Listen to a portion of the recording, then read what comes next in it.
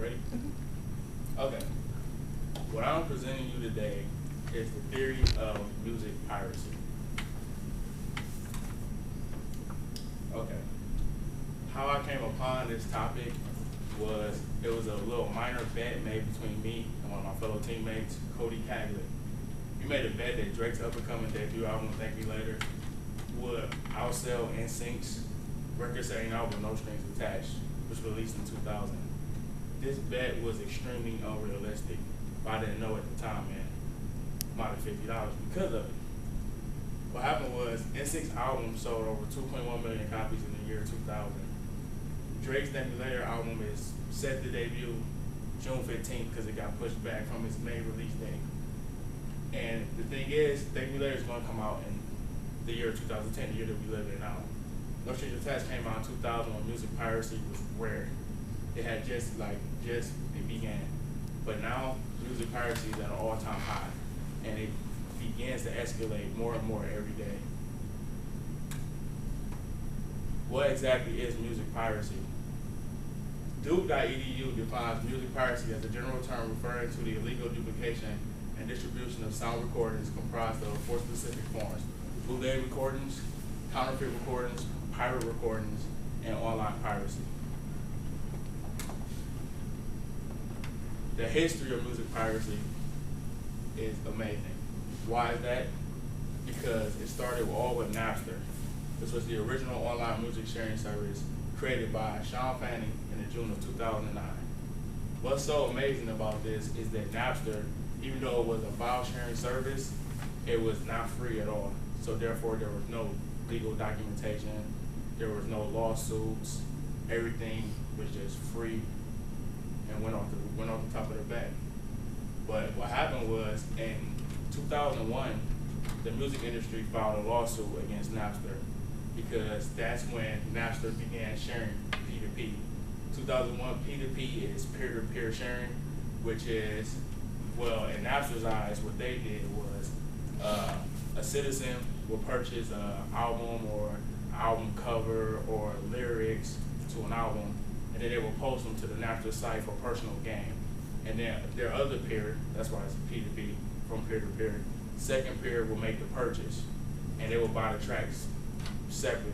So like, instead of buying a whole album of 18 tracks or 17 tracks, because as we know, as time went on, the record sales dipped from time to time. So instead of that, what they did was, with the P2P, was that they would just make the album sales go up higher by making these purchases. The music industry. Basically, the music labels, it was 5 major labels. And now, due to piracy, it's only 4. And possibly, maybe even 3 by the year 2011. Why I dropped the 4 was, there was a merger between Sony and BMG, and now the new merger between EMI and Warner is soon to come within this year, or it's set to be February of 2011. That was said by bestNC.net. And then the agents, the musical agents that represent these artists, such as the popular Peter Paterno. He is known for representing Jay-Z, Monica, and he represents Dr. Dre, and he had also represented Metallica at one point. That was early in his career. But now he has a quote based on from RollingStone.com that the record business is completely over. Then, based on the music industry, artists have also been affected. Like I referred to the bet earlier that I made with my friend Cody Caglett. Drake Thank Me Later album will not sell the way it would have sold if it was to be released in the year 2001, all due to music piracy. As you can see, this is a chart from RollingStone.com. These are the CD sales. Rolling Stone basically showed that CD sales in 1999 went from 14.6 billion to now, we're in 2010, last year, 2009, to 6.3 billion. That is a dramatic decrease in music sales and has been the highest music decrease in any decade so far since the 1950s.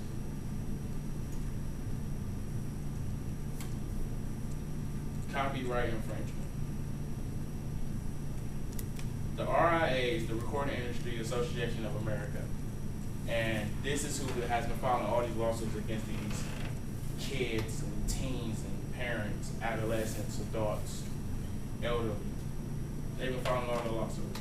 According to Jonathan Larney of RIAA.com, the IP address can be identified associated with the user engaged in illegal activity. Anyone can be caught at any time because IP addresses can switch from week to week. They're only temporary. The IP addresses we are assigned once we purchase our laptops and our computers, they're never permanent, they're only temporary. They switch from week to week, month to month. And with copyright infringement, like I had mentioned before, the Napster lawsuit in 2001, which completely shut Napster down, but they're up and running now based on the cost they settled with. Basically, the fines can be ridiculous. Napster was fined $150,000 off the rip, which eventually turned into over $2.6 million, all because there was a music piracy network. In conclusion, illegally downloading really needs to stop because it's not only affecting the pocket of the musical artists we are stealing from, but it eventually is going to come back to sneak up on us. And why is that? Retail workers in the business today are approximately around the ages of 17 to 29. Piracy participants recorded daily by bestsg.net are from between the ages of 14 and 33. These numbers are quite similar.